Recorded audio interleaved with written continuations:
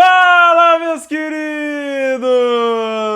Tudo bem com vocês? Como passaram essa semana? Semana de rodada do Brasileirão, 18ª rodada do Campeonato Brasileiro. Rodada com muitos gols, muitas goleadas, placares elásticos, alguns nem tanto, é verdade. Mas não tivemos poupa-tempo, não tivemos o famoso e horripilante 0-0 nessa rodada. Antes de começar a comentar essa rodada com vocês, eu quero pedir para você curtir, compartilhar, comentar esse vídeo. Veja se você ainda não é inscrito. Se você não for inscrito, pensa em se inscrever.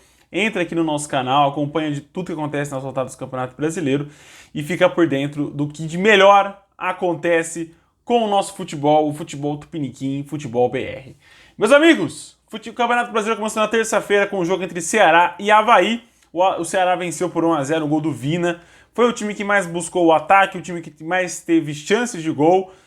Venceu muito bem, venceu a segunda vitória do time em casa no Brasileirão, né? A primeira foi contra o Corinthians no final de semana. Vence agora novamente o Avaí, que é, querendo ou não, no momento, uma equipe ali que está brigando diretamente contra o Vozão para ver quem se distancia mais do Z4. O Ceará com essa vitória vai para a 11ª colocação, né? Sobe 3 casinhas, enquanto o Avaí cai uma, vai para a 13ª colocação no campeonato.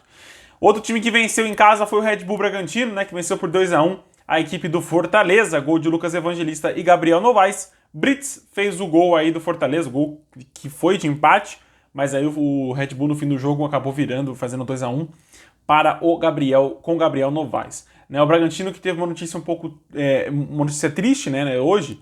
Infelizmente o zagueiro Renan acabou se envolvendo num acidente de automóvel, né, colidindo com uma moto na madrugada de hoje.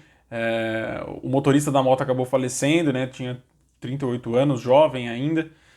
Pai de duas crianças, acabou falecendo no local. O jogador estava supostamente embriagado, foi levado para a delegacia, está preso no momento e vai ser julgado nesse sábado, dia 23. Muito triste isso, a gente vê um jogador tão jovem, um jogador tão promissor como o Renan, jogando a carreira fora por conta de uma infelicidade dessa, né? É muito triste ver isso, mas é de uma irresponsabilidade muito grande o ser humano beber e dirigir, né? A gente sabe disso, existem leis no país para isso, e que ele cumpra, né, que ele seja punido pelas leis pelo que acabou acontecendo. Um time que venceu fora de casa na quarta-feira foi o Fluminense por 3-2, um jogaço de bola. O Fluminense saiu na frente com Arias. O Goiás empatou com o Pedro Raul e virou com o Nicolas já no fim do segundo tempo. Cano e o William, o Bigode, fizeram os gols do Flusão, que virou o jogo lá no Serrinha. Né, um jogo muito importante para o Fluminense, coloca o time já na briga aí do G4, na briga pelo título. Começa a funilar aí e selecionar a equipe entre os 6 ali do corte da Libertadores. Né? Muito importante essa vitória mesmo do Flusão. E o Esmeraldino, né, fica aquele gostinho de que a equipe não consegue segurar empates, segurar resultados. Né? Virou o jogo, um jogo improvável para o Goiás acabar virando, porque o Goiás é uma das piores equipes do Brasileirão, tanto que está na 14ª colocação, né, caiu uma casinha, já está na parte de baixo e rumando para cair mais posições, porque o time não consegue se encontrar, é um ou outro jogo que a equipe joga bem, né? E acabou perdendo aqui para o Fluminense, foi eliminado na semana passada contra o Atlético Goianiense também, e agora fez um jogo muito ruim, né, no final de semana contra o Juventude, e volta a fazer um jogo muito fraco no segundo tempo contra o Fluminense, de muita desatenção defensiva. Quem não teve desatenção nenhuma foi o Atlético Paranaense, né? Foi lá, venceu por 4-1 a equipe do Atlético Goianiense, né? Coelho, Canóbio, Terans e Léo Cittadini fizeram os gols do Furacão. Kelvin fez o gol do Dragão. Cara, foi um massacre, foi um jogaço do Atlético Paranaense, né? Dominou do começo ao fim do jogo, virou o primeiro tempo com 2-0, fez 3-0, fez o 3-1, tomou o gol e fechou com 4-1 com o Léo Cittadini no fim do jogo. O jogo que marcou a estreia do Fernandinho, né? Meio campista que estava no Manchester City a temporada passada, agora está de volta ao futebol brasileiro jogando pela equipe do Atlético Paranaense. Jogou bem, até razoavelmente, né? Não comprometeu, não fez nada. Um jogo bem tranquilo para ele estrear aí de volta ao futebol brasileiro. O Atlético Paranaense que sobe também, né? Vai para a 6ª colocação, volta ali o G6. Tinha caído algumas casinhas, volta já para a briga ali pelo G4. Outro time que venceu por 4-0 também foi o Flamengo, com 2 gols do Pedro e um gol do Everton Ribeiro no primeiro tempo, e só no fim do jogo o Lázaro foi completar a goleada. É aquilo que eu falei na postagem, né? Era o melhor ataque do Brasileirão, do Brasil nos últimos anos, contra a pior defesa nessa atual edição. né? O Flamengo que tem um ataque mais ineficiente do campeonato, isso não sou eu que estou falando, foi uma pesquisa que foi feita, e conseguiu converter aí 4 gols, inclusive, nesse jogo. Destaque para o Pedro, que vem vivendo uma ótima fase, melhor do que o Gabriel, melhor do que os outros atacantes, na minha opinião. Né? E é claro que um atacante ele é mais engrandecido quando você tem um meia tão bom quanto o Arrascaeta ao seu lado. Isso se torna a vida muito mais fácil do camisa 9. Jogo também de muitos gols, foi Internacional 3, São Paulo também 3. Pedro Henrique 2 vezes e Edenilson fizeram os gols do Colorado. Nicão 2 vezes e Luciano fizeram os gols do tricolor paulista, do Soberano. Cara, foi um jogo assim de superação do São Paulo e um jogo pro Inter pensar 2 vezes agora, né? O Inter não conseguiu manter a vantagem em nenhum momento, né? Saía na frente, tomava o gol de empate do São Paulo. Voltava a sair na frente, tomava o gol de empate do São Paulo. Então foi complicado pro Inter, né? O São Paulo foi um time de superação nesse jogo, foi atrás do Inter do resultado em 3 momentos da partida, conseguiu sair com o empate do Beira-Rio, uma equipe que não era conhecida muito pela revirada, né? Dar muitas reviravoltas jogando fora de casa, fez isso nesse jogo muito bem. E muito demérito do Inter, né, que não teve controle emocional suficiente para segurar esse resultado. Agora, quem jogou muito bem em casa foi o Corinthians, 3-1 em cima do Coritiba. Roger Guedes, Adson e Raul Gustavo fizeram os gols do timão. Luciano Castan descontou no início do primeiro tempo para o Coxa Branca. Não foi um jogo ruim do Coritiba, longe disso, foi um jogo muito honesto. Mas foi um jogo espetacular do Corinthians, né? O Corinthians jogou com muita vontade, com muita garra, com muita criação, com muito volume de jogo.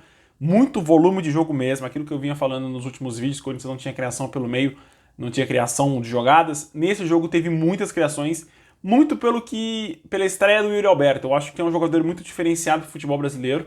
É claro, é o primeiro jogo dele, a gente precisa ter calma também, não é um jogador espetacular, porque bateu e voltou, mas é um jogador muito bom. O Yuri Alberto é um excelente jogador, um excelente centroavante, um excelente atleta que o Corinthians agrega ao seu time e vem tendo um dos melhores 11 que a gente pode ver no Campeonato Brasileiro. Hoje eu analiso o 11 inicial do Corinthians e vejo, inclusive, que de momento, melhor inclusive que os 11 iniciais do Atlético Mineiro, que não tem tanta constância tática, né, igual o Corinthians está tendo, principalmente defensivamente. O Atlético vem pecado bastante e o Corinthians vem se sobressaindo nesse quesito. Boa vitória em casa para dar moral e o time subir e assumir a vice-colocação do campeonato. Um time que também venceu em casa, precisava vencer em casa desesperadamente, foi o Santos, que venceu por 2-0, gols do Léo Batistão e do Marcos Leonardo. O jogo foi bom, com trancação franca das duas equipes, né? O Botafogo criou oportunidades, o Santos também criou, mas quem tem jogadores mais eficientes na frente se saiu melhor. Né? O Santos tem 2 jogadores que jogam bem, um bom, o outro excelente, na minha opinião. O Léo Batistão é o bom e o Marcos Leonardo é o excelente. Eu acho que o menino da Vila tem tudo para despontar aí durante esse Campeonato Brasileiro, durante a próxima temporada também, e acabar estrelando num time europeu na próxima temporada. Eu acho que o Marcos Leonardo também destoa do restante dos jogadores do Santos e do futebol brasileiro. É um excelente camisa 9, tem um faro de gol e fede a gol também. Na quinta-feira tivemos 2 jogos apenas, né? O primeiro foi Cuiabá e Atlético, como eu falei. O jogo nos 90 minutos foi horroroso, foi fraco, foi ruim de se assistir, poucas jogadas criadas, o Cuiabá levando mais perigo, inclusive, para o gol do Atlético do que o contrário. Né? O Cuiabá teve bola tirada em cima da linha pelo Igor Rabelo no primeiro e no segundo tempo. Né? No final do primeiro tempo e no início do segundo tempo, o Igor Rabelo salvou 2 vezes o Atlético, 2 vezes o Galo. A tática não funcionou, o Atlético não vinha jogando bem no Campeonato Brasileiro e acabou culminando na demissão do Turco Mohamed, que acabou saindo, né, o argentino o Mohamed acabou saindo do Atlético e voltou o Cuca. Para mim isso é a maior patifaria da história do futebol brasileiro. Não a maior, mas uma das maiores, porque o Cuca estava no final do ano passado, não quis ficar por conta de uma mania que o Cuca tem de abandonar o projeto no começo do ano e assumir a equipe no final do segundo semestre. Faz isso novamente, tem tudo para melhorar o time do Atlético, isso é evidente. O elenco gosta do Cuca, os jogadores gostam do Cuca, mas tem muito jogador ali que vinha numa fase ruim, muito abaixo.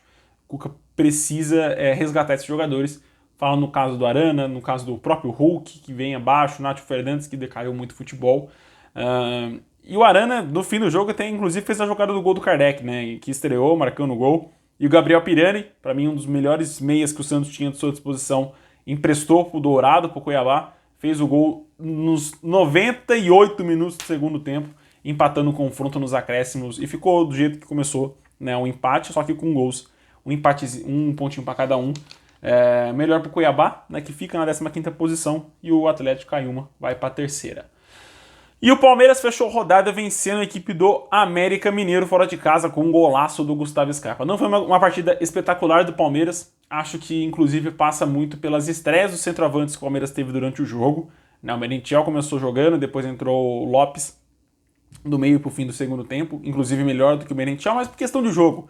O Merentiel não é o atacante que o Lopes é. O Merentiel é um cara mais de área, um cara mais para ficar ali do meio no bolo dos zagueiros, empurrar a bola pro gol, no máximo uma jogada 1 contra 1. Já o Flaco Lopes é um cara que se movimenta mais e é mais beneficiado pelo sistema de jogo do Abel Ferreira do que o próprio Merentiel. Acho que em circunstâncias diferentes no jogo, o Abel pode acabar optando por um ou outro.